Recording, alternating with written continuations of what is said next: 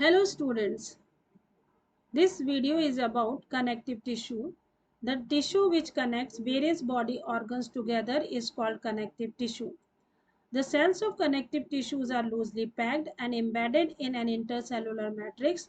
The matrix is a kind of liquid which may be jelly-like, fluid, dense or rigid. वो tissues जो हमारे body के different organs को एक दूसरे से कनेक्ट करते हैं उन्हें हम कनेक्टिव टिश्यू कहते हैं। कनेक्टिव टिश्यू की सेल्स होती है वो लूजली पैक होती हैं जो कि इंटरसेलुलर मैट्रिक्स के अंदर दबी रहती हैं। मैट्रिक्स एक तरह का लिक्विड होता है जो जेली लाइक, फ्लूइड, डेंस और रिजिड हो सकता है। Types of connective tissue is of 5 types: blood, bone, cartilage, areolar and adipose tissue. Connective tissue 5 तरह के होते हैं: blood, bones, cartilage, areolar and adipose tissue. Blood is a fluid matrix connective tissue. It is consist of 4 parts: plasma, RBCs, WBCs and blood platelets. Blood एक fluid matrix connective tissue है, यानी कि यह एक liquid connective tissue है। ये 4 part से मिलकर बना होता है: प्लाज्मा, RBCs, WBCs और blood platelets. Plasma, it contains protein, salt and hormones and blood cell baths in it. RBCs, they are red blood cells. They carry oxygen for the body. Plasma एक तरह का liquid होता है जो protein, salt और hormone से मिलकर बना होता है। ब्लड की जो दूसरी सेल्स होती हैं, आरबीसीज, डब्ल्यूबीसीज और ब्लड प्लेटलेट्स, इसके अंदर रहती हैं। इसीलिए हम इनके लिए यूज करते हैं कि ब्लड सेल्स हैं वो प्लाज्मा के अंदर नहा रही हैं। आरबीसीज रेड ब्लड सेल्स होती हैं, इनका मेन काम होता है बॉडी के लिए ऑक्सीजन कैरी करना। आरबीसीज ऑक्सीजन किस तरह से कैरी करती हैं, let us understand with the help of this figure. इस फिगर में आरबीसी सेल्स दिखाई गई हैं। ऑक्सीजन लंग से आरबीसीज के अंदर आता है और फिर आरबीसीज के अंदर हीमोग्लोबिन प्रेजेंट होता है। उस हीमोग्लोबिन से ऑक्सीजन बाइंड हो जाती है।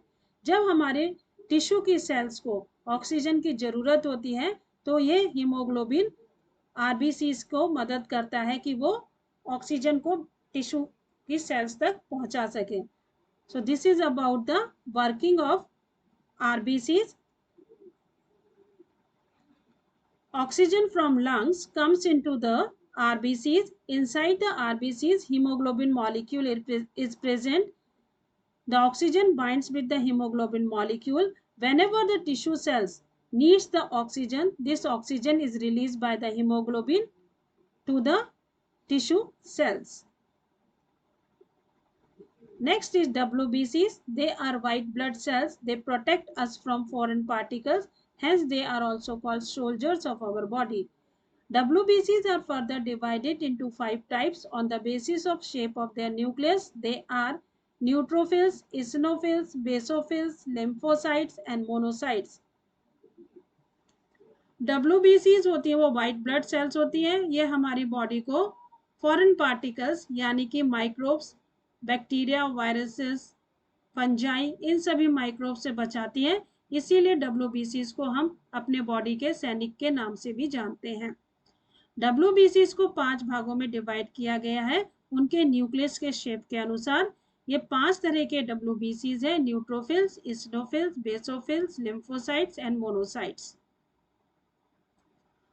Neutrophils and monocytes fights against bacteria. Eosinophils and basophils protect us from allergies. Lymphocytes helps in formation of antibodies in our body. Neutrophils और monocytes बैक्टीरिया से फाइट करते हैं।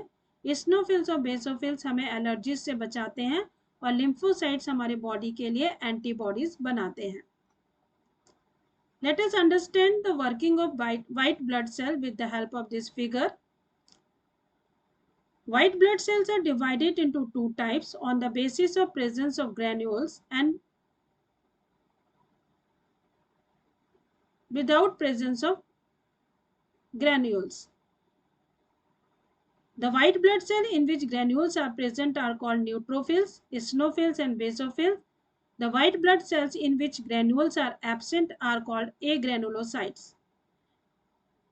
First, we talk about granulocytes. Granulocytes are of three types: neutrophils, eosinophils, and basophils. Neutrophils helps in phagocyting of bacteria and other pathogens. Eosinophils control mechanism associated with allergy. Basophils contain histamine and heparin. Histamine released from the basophils. Agranulocytes are two types: monocytes and lymphocytes. Monocytes do the phagocytosis and lymphocytes helps in the secretion of antibodies. White blood sales हैं वो दो तरह के माने गए हैं, एक granulocytes होते हैं, दूसरे ए ग्रेनुलोसाइट्स। वो व्हाइट ब्लड सेल्स जिनमें ग्रेन्यूल्स प्रेजेंट होते हैं उन्हें ग्रेनुलोसाइट्स कहते हैं। Let us see in the figure. इस फिगर में आपको साइटोप्लाज्म और न्यूक्लियस के पास में दानेदार स्ट्रक्चर नजर आ रहे होंगे। जब ये दानेदार स्ट्रक्चर जिन व्हाइट ब्लड सेल्स में प्रेजेंट होते हैं उन्हें हम ग्रेनुलोसाइट्स कहते हैं।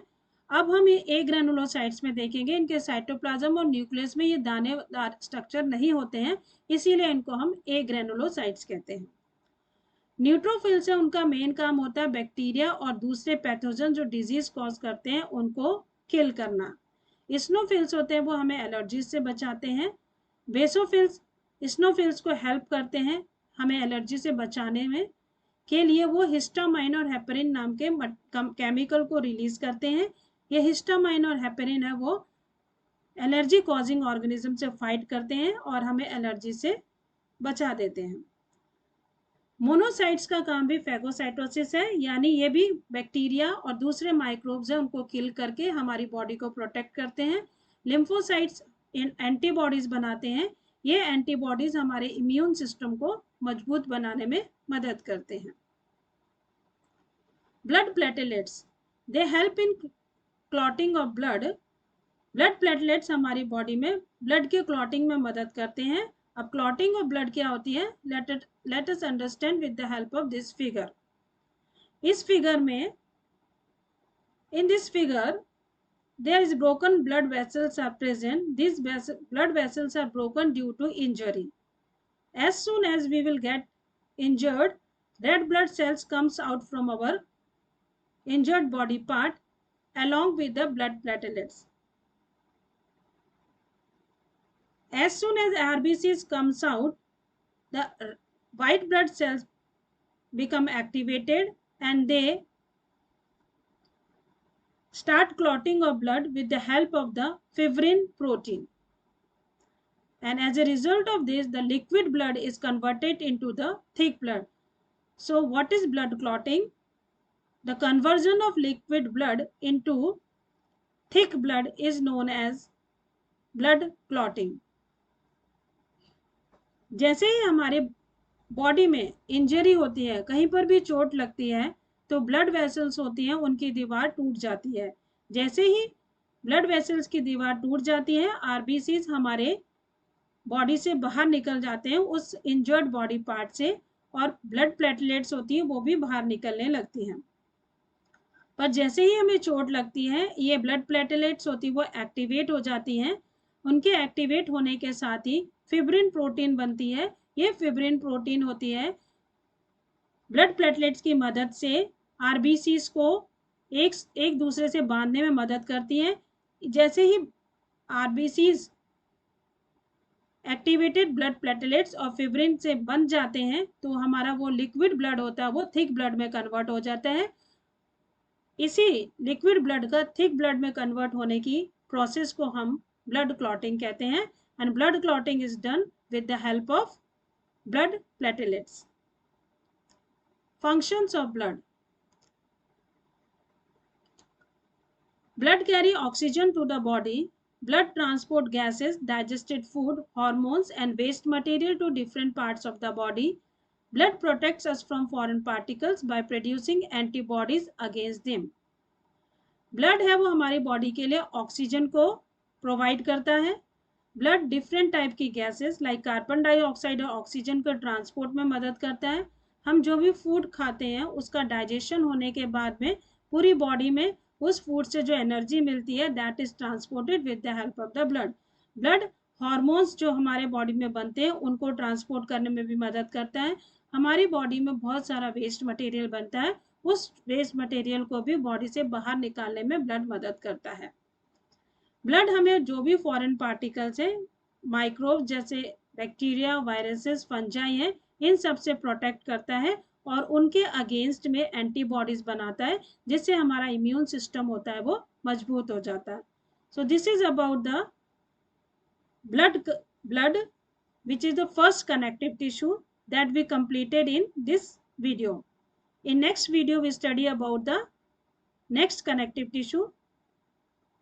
Now I would like to give special thanks to Disha Chaudhary, class 9th B, session 2021-22, because she converted my class notes into the word format.